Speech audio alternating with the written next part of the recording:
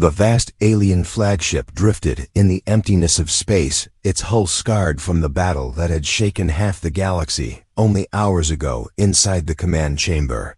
The air was heavy with tension, and the silence was sharp enough to pierce through.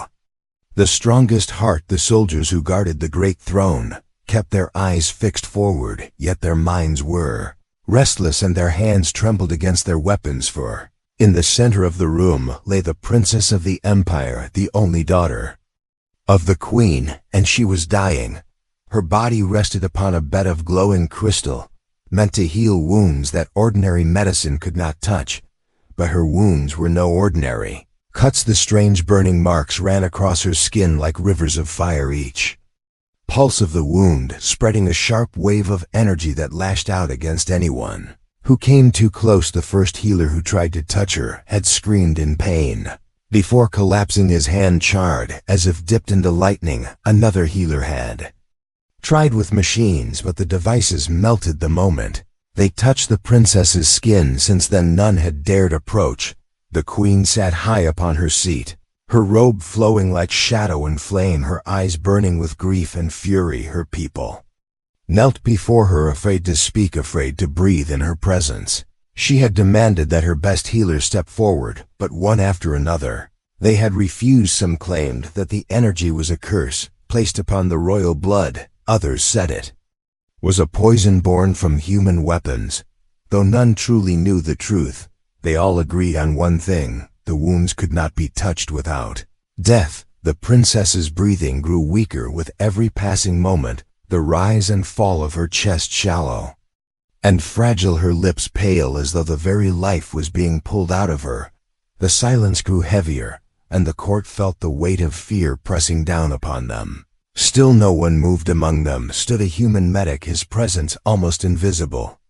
In the vastness of the alien court, he was smaller than the towering guards, weaker than the armored soldiers, and to the eyes of the aliens, he was a fragile creature, fit only for menial tasks. His name was simple and plain, a name that most ignored, for they believed a human had no place in the matters of royal blood. Yet he was there, his gaze fixed on the dying princess. Had come aboard this ship months ago, taken as part of an exchange program between human colonies and the Empire. The aliens saw humans as soft and limited, but strangely adaptable. They often sent humans into places too dangerous for their own kind, places where survival depended on quick thinking and stubborn will. He had served quietly as a medic, helping soldiers after skirmishes, tending wounds after training, and fixing what their proud healers refused to touch. He had no rank, no respect, and no recognition, and perhaps that was why he could now see what others would know. Looked upon the princess and saw not a symbol of power nor an untouchable heir, but a patient who was dying before his eyes. He studied the strange energy it pulsed in waves, not unlike radiation he had seen in ruined colonies, and the pattern of her wounds reminded him of burns caused by unstable plasma. It was not a curse, it was a wound, and a wound could be treated. The queen's voice echoed through the chamber like thunder. "Who will save my daughter?" she demanded, her words carrying both command and despair. But no one rose, no one moved. Heads bowed in shame and fear. Her rage grew, and her hand clenched upon the arm of her throne.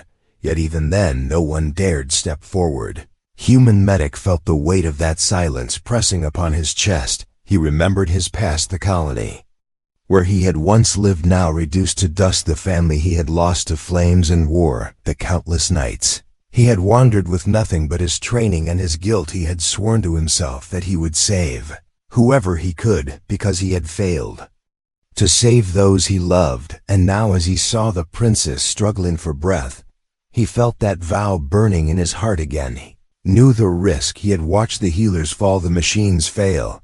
He had seen the burns that came from simply reaching too close, but he also knew that if no one tried, she would die, and the galaxy would fall deeper into chaos, because her death would mean war upon war. He told himself that he had nothing left to lose, and in that truth he found his strength. Slowly, he stepped forward, the sound of his boots against the crystal floor drawing every eye in the chamber. Soldiers turned Their heads, priests and healers, gasped. The queen narrowed her burning eyes upon him, yet still he walked, his face calm, though his heart beat like thunder within his chest. When he reached the center of the room, he stopped and bowed his head before the queen. "I will try," he said, his voice steady, though quiet. It was not a plea, it was a statement, clear and sharp in the heavy silence. The words struck like a blade. The aliens murmured in disbelief. Some laughed bitterly, others cried out in anger. They said a human could not touch royal blood. They said it was madness, but the medic did not move. His eyes remained upon the queen, waiting for her answer. The queen's gaze was cold as ice, yet behind her fury was a glimmer of desperation. She wanted to refuse him. She wanted to cast him aside as a fool, yet she looked at her daughter, her fragile form dimming before her eyes. And she knew that if she denied him, then death would claim the air in silence. She raised her hand, and the room stilled. She spoke only one word: "Do it." The medic stepped closer. The burning energy licked at his skin, even from a distance, and he felt the heat sting his arms, yet he did not turn back. The court watched in silence, their fear now tangled with a strange thread of hope, as the human medic walked toward the wounded princess, ready to risk everything to touch the fire that none dared approach. The moment the human medic stepped closer, the air of the chamber seemed to grow heavier, and even the bravest soldiers pulled back from the energy that spilled from the princess's body. It was not fire, and it was not light. It was something deeper, something that clawed at the senses and filled the lungs with a choking heat, as though the very atmosphere was warning all to stay away. He felt his skin tighten with every breath, but still he moved forward step by step with nothing in his heart but the thought that she must not die, because if she did, then everything would burn far worse than this energy ever could. He remembered the days when he had trained under the old human doctors, who told him that courage was not the absence of fear, but the strength to move even when fear screamed in his bones. He had lived through war, and he had lost everything worth keeping. Yet his teachers had left him with this one lesson: never leave a patient to die without trying. And now that lesson echoed in his mind like a beating drum. The aliens stared in silence, their sharp eyes following his every step. Some whispered among themselves, calling him reckless, calling him doomed. Others watched with growing unease, because though they despised the weakness of humans, they could not deny that he was walking where none of them had dared. The queen kept her hand resting on the arm of her throne, her face still and cold, but her gaze fixed on him with the weight of 1,000 storms, as if testing whether this fragile creature of flesh could truly be worthy of the chance she had given.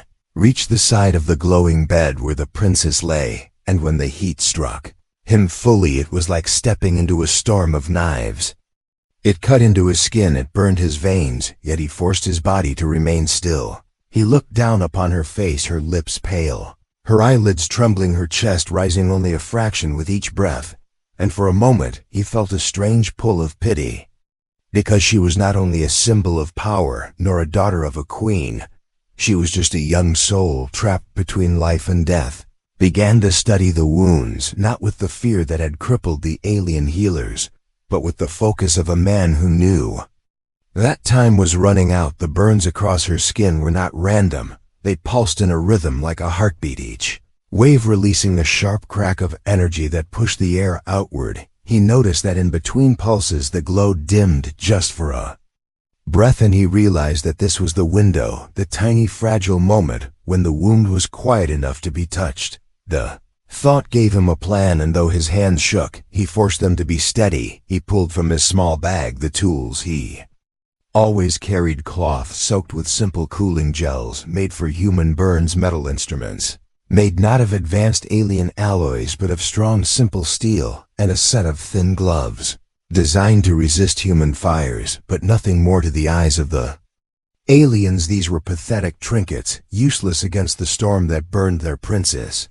Yet he knew that sometimes the simplest tools worked where complex machines failed. He pressed the first cloth near her arm, and the energy flared so violently that he nearly pulled back, but he gritted his teeth and waited. He counted the rhythm, 1, 2, 3, and at the moment of dimness, He pushed the cloth down. The pain surged into his fingers, and his skin blistered under the glove, but he did not pull away. He kept pressing until the cloth held fast against the burn. Then he lifted it away, and saw that the glow in that spot had weakened by a fraction, small, almost invisible, yet real. The court gasped, for they had seen something no healer had achieved before, a change in the wounds, however small. And though they did not speak, their silence carried a new weight. No longer was it only the silence of fear, but also of wonder. The medic worked again, pressing another cloth, another rhythm, another surge of fire, and another blister upon his hand. Yet with every pass the glow dimmed more and more. His body shook from the pain and sweat poured down his face, but his eyes never left the princess. She was his patient, and he would not fail her no matter how much of himself it cost. The alien healers who had mocked him now whispered nervously. One of them even stepped forward as if to assist, but stopped short at the edge of the burning air, unable to stand where the human stood. One soldier muttered that the human must be mad to give his own flesh for the life of another, and yet another soldier replied in a low voice that perhaps this was not madness but something else, something they did not understand. The queen leaned forward on her throne, her sharp eyes reflecting the glow of her daughter's wounds. She did not speak, but her fingers tightened upon the throne's edge, as though she too felt the pull of hope, though she would never admit it aloud. Her people had failed her, her healers, her guards, her priests. None had dared, and now this single human, a being they considered lesser, was showing them what courage truly meant. Hours passed, though to the medic it felt like an eternity. He worked cloth after cloth, tool after tool, timing each movement with the rhythm of the wound. His arms trembled, his vision blurred, and still he continued. Every success was small, yet together they began to form a chain of progress.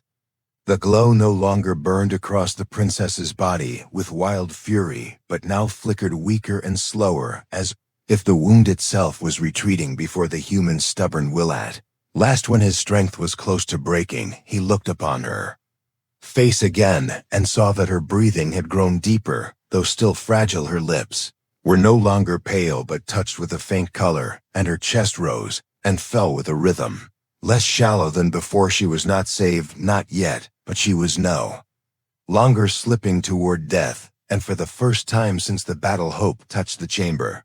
Medic staggered back, his hands blistered and red, his arms heavy as stone, but he kept his body upright. He looked at the queen and simply said, "She is stable for now, but she will need more." And then he almost fell, yet caught himself on the edge of the bed, refusing to show weakness even as his body screamed. The aliens looked upon him not with mockery now, but with a silence filled with respect.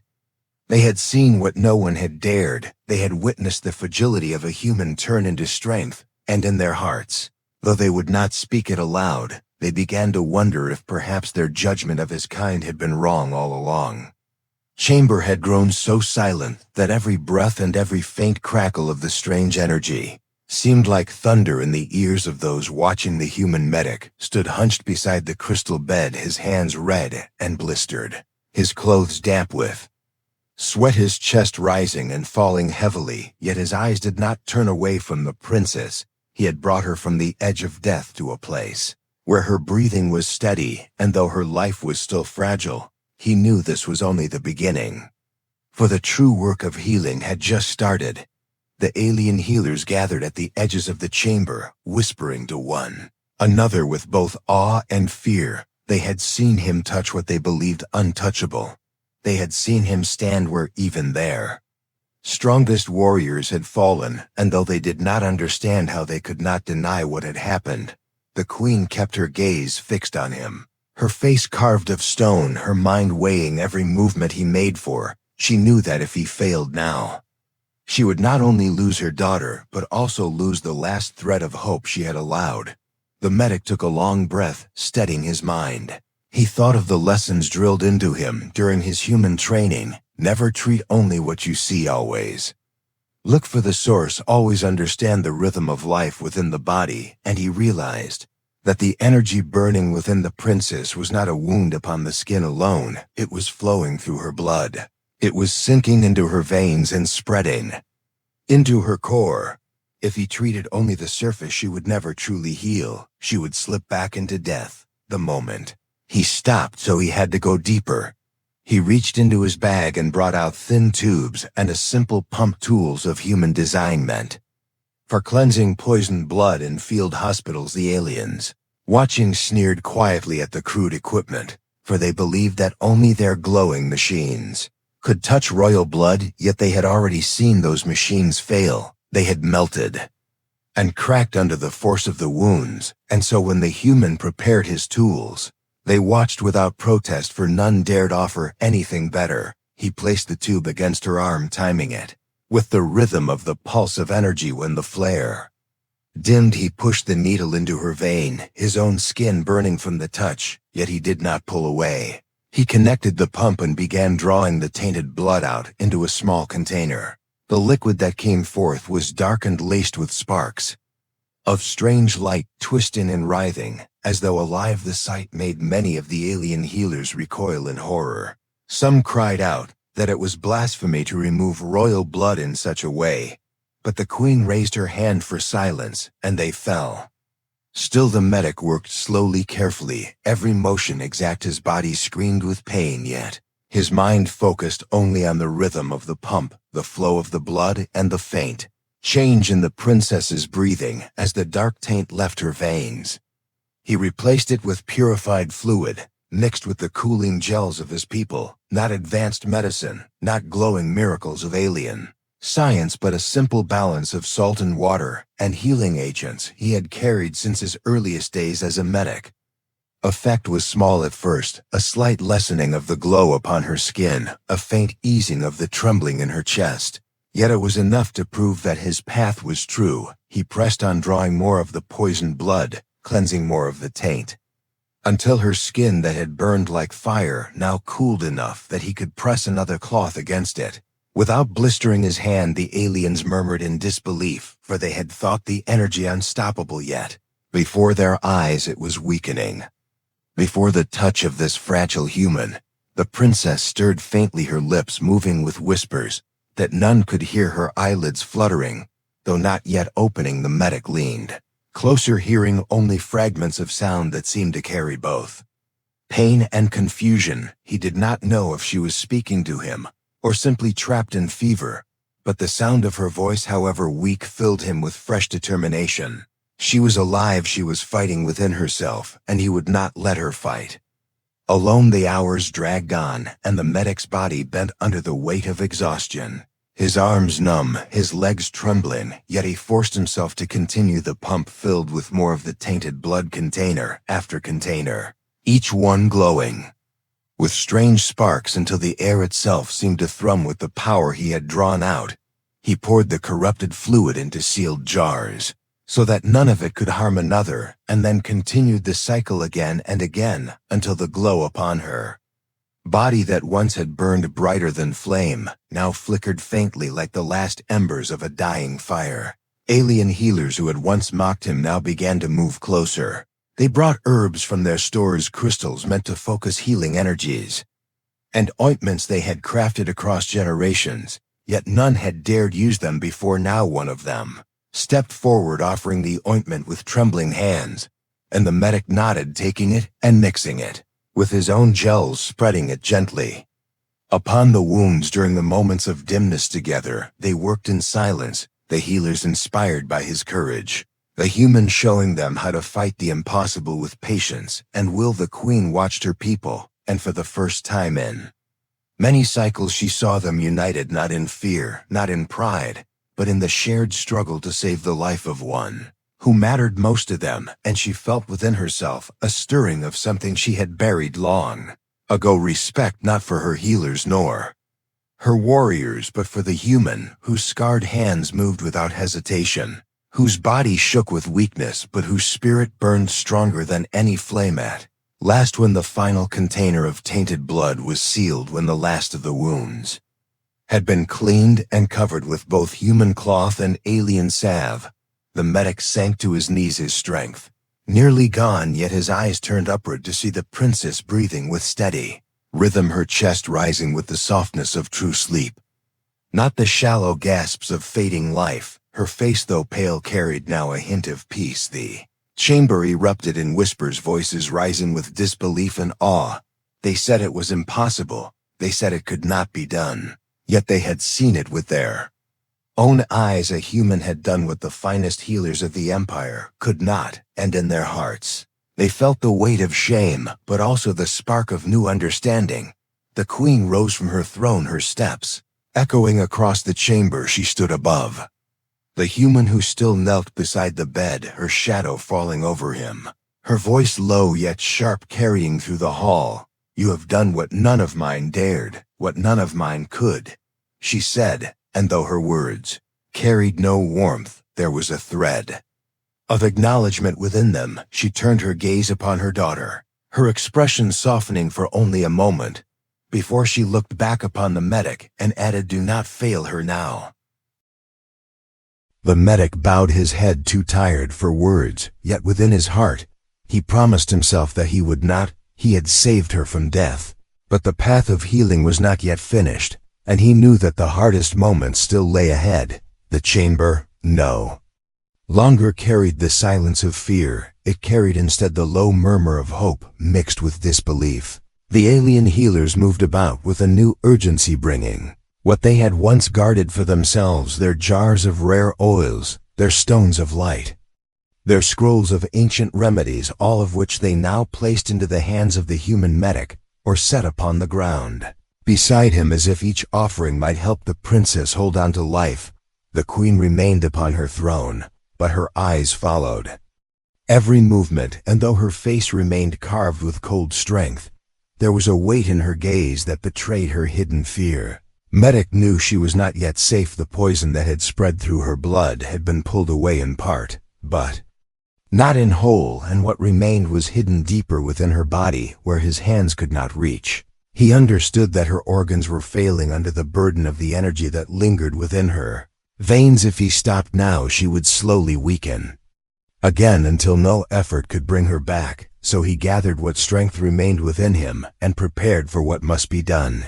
Pulled forth his last reserve of supplies, small machines of human design used in broken colonies to keep miners alive. When their lungs had filled with poison, a set of thin tubes, and a pump that could force air and medicine together into the body, a fragile device compared to the towering machines of the aliens. But it had been built for one purpose: to keep life from fading in places where life was not meant to survive. He set the device beside the bed and began fitting it to the princess. Heat of her body pulsed with every touch, the faint sparks of energy biting into his flesh, as though warning him away. His arms shook with each movement, but he refused to step back. The healers moved forward to aid him, though they still kept their distance from the worst of the burns. One of them handed him a crystal meant to draw sickness into itself, and though he did not trust such things, he pressed it against her chest and found that for a few breaths, the glow dimmed enough to allow the machine to be fitted. Work dragged on until the medic felt his knees weaken, his breath shallow, his heart pounding against his ribs. His own body was failing under the strain. The burns across his hands throbbed, the skin raw, and broken sweat poured from his forehead, and his vision blurred, yet he forced himself forward.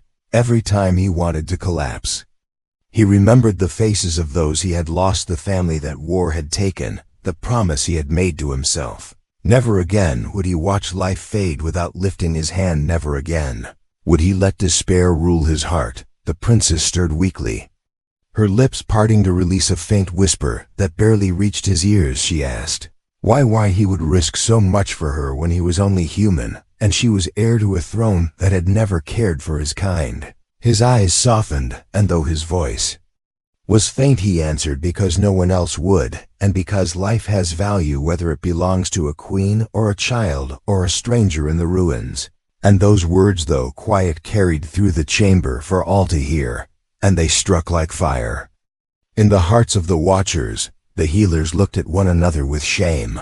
The soldiers lowered their heads. The queen herself, though her face did not soften, felt the sting of truth in his words, for she had seen her people fall silent in fear while this lone human gave everything to save her daughter, and in that moment, She knew that pride had blinded them to what courage truly meant. The medic pressed on, but his strength was fading with every passing breath. The device pumped slowly, the purified fluid entering the princess while the tainted remnants drained into jars. The rhythm was steady, but each cycle demanded more from his body, until his arms trembled so violently that he nearly dropped the tools. One healer rushed forward to steady him but could not bear the heat, and recoiled. Another tried and failed again, until at last they understood that only he could endure this storm. Hours bled into one another. The chamber dimmed as the great ship drifted through the endless dark. Outside and within, the medic battled against time itself, his body close to collapse, the princess hovering between life and death, the court holding its breath with every pulse of energy that struck outward like a storm at last. When his body was near breaking, the glow upon her skin dimmed to the faintest shimmer. Her breathing deepened, and her chest rose with a steady rhythm that had not been there before. The medic's body swayed, his vision darkened, and for a moment he thought he would fall, but he gritted his teeth and forced himself to remain upright. He could not collapse, not while she still needed him. He whispered to himself, keep breathing, to her and to himself, because if she breathed, then he would breathe. If she lived, then his pain was worth every cut, every burn, every drop of blood. The queen rose from her throne and stepped forward. For the first time she walked to the bed and stood beside the medic, her shadow falling across him. She looked down upon her daughter, then at him, and though she did not speak, her silence carried the weight of 1,000 words. He bowed his head, his body trembling, unable to speak. But she knew that he had given more than any of her kind had dared. The healers knelt not to the queen, but to the medic, for they had seen in his sacrifice something greater than any title, something greater than fear itself. And the soldiers, who once looked down upon him, now struck their fists against their chests in silent respect. The court that had doubted him now stood in awe, and though he did not care for their respect, he cared only for the steady breath of the princess upon the crystal bed. He knew that he had reached the breaking point, but he also knew that she was no longer slipping away. The chamber filled not with fear, but with a fragile hope, a light that had been absent since the battle. And though the medic's body threatened to collapse, his spirit remained unbroken. He had walked into the fire and had not turned back. He had stood where none would stand, and though his scars would remain, he had proven that even the smallest and weakest could rise higher than fear. The long night aboard the flagship slowly passed into the silence of dawn, though there was no true sun in the endless sea of stars. The ship's system shifted, the lights within the great chamber dimming and then rising again to mark the turn of hours. The air had grown calmer, no longer crackling with the burning energy that once lashed out at all who dared approach. Now it was only the faint sound of breathing, the slow, steady rhythm of a life returned from the edge of death. The princess lay upon the crystal bed, her face pale yet peaceful, her chest rising in quiet strength. The human medic sat slumped beside her body, weakened from the ordeal, his arms wrapped in rough bandages. His hands blistered, his skin scarred from the burns of energy that had tried to destroy him, and yet he still refused to leave her side. He watched her with eyes heavy from exhaustion, but bright with relief, for she lived, and that was all that mattered to him. He had lost everything before, yet now he had saved one life that none had dared to save, and that truth was enough to carry him through the weight of his pain. The queen stood nearby, silent and unmoving, her sharp eyes fixed upon her daughter, her hands clenched at her sides. She had watched many battles, she had commanded fleets, she had spoken with the force of storms, but in this moment she was not a ruler. She was only a mother who had nearly lost her child, and who now watched her breathe again because of the courage of one fragile human. She turned her gaze to him, and though her face carried no smile, there was a weight of respect within her eyes that none had ever seen her give to one not of her blood. The healers gathered at the edges of the chamber, whispering among themselves, no longer with scorn, but with awe. They had learned from him in those long hours. They had seen him mix their herbs with his cloths, their ointments with his gels. They had seen how he faced pain without retreat, and how he worked with hands steady. Even when his body shook with weakness, they knew that their pride had blinded them to simple truths, and they would not forget what he had shown them. The soldiers too, who had once mocked him, now stood in silence, their heads bowed not to their queen, but to him. Time moved slowly, yet steadily, until at last the princess stirred. Her eyes fluttered open, faint light glimmering within them. She looked first at the ceiling, as though confused by the world, then turned her gaze to the side, where the medic sat. Her voice was weak, yet clear. When she whispered, "You stayed," he nodded too, tired for words, and she asked why again, though her voice carried more strength than before. He answered in a whisper, rough and broken, "Because no one else would, and because life must be protected." She looked at him with eyes filled with wonder, as though she could not understand why one so small would risk so much for her. The queen moved closer, kneeling beside the bed, her hand brushing the hair from her daughter's face. For the first time in many cycles, her stern mask cracked, and the softness of a mother showed. She whispered to her child, "Rest, for you are safe." And then she turned to the medic and spoke words that shook the chamber. "You have done what none of mine dared. You have faced death for one who is not your kin, and for that I owe you more than words can repay." She lowered her head in respect, a gesture so rare that her people gasped, for they had never seen their queen bow to another. The medic shook his head. He did not seek reward, he did not seek titles. He only said, "I did what was needed, because she would have died if no one tried." His words carried no pride, only simple truth. And that truth echoed through the chamber like a wave breaking against stone.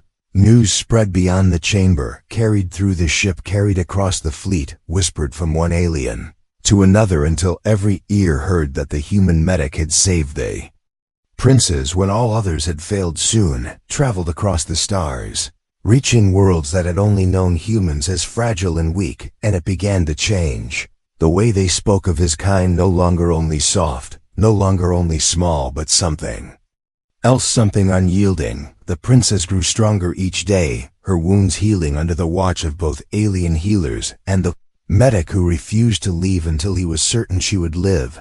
She often asked him about his people, and listened with quiet wonder as he spoke of simple tools, of stubborn will, of a spirit that refused to surrender. She came to see in him not weakness, but strength of a different kind, and within her heart she carried a seed of respect that would shape the way she ruled. When her time came, when at last the fleet was ready to move again, the queen called the court together. She stood before them with her daughter beside her, alive and strong. She declared that courage was not born of power, nor of blood, nor of titles, but of the heart that dares when all others fall silent. And she told them that they would remember this truth for as long as their empire stood. And she named the human medic before them all, not as servant, not as stranger, but as the savior of the heir to their throne. The soldiers struck their fists upon their chests, the healers bowed their heads, and the court rose in honor of the human who had done what they had feared. And though he stood quietly among them, his body still aching, his heart felt no need for glory. He had saved a life, and that was enough. When the princess walked again, she came to him and placed her hand upon his scarred hand. She told him that she would not forget, that when all turned away, he stepped forward, that when even she thought she was lost, he refused to let her fall. And she promised that her empire would one day see humans not as weak, not as fragile, but as equals, who carried strength of another kind. The medic looked at her and gave a faint smile, tired but true, and he said, "Then perhaps my pain was worth something after all." And with that he turned away, ready to walk again into the endless path of healing, ready to carry his scars not as burden, but as proof that even the smallest flame can light the darkest halls. The story of the human who healed the alien princess spread across the stars, told in whispers, in barracks, sung in low voices in markets, carried in messages across fleets, until it became more than memory. It became a legend, and wherever it was told, it carried the same truth, that humans, though fragile, though overlooked, had within them a courage that none could deny. And so the tale closed with the princess alive. The queen humbled, the court changed, and the human Medic scarred but unbroken, walking once more into the unknown with nothing to lose, but everything to give. The end.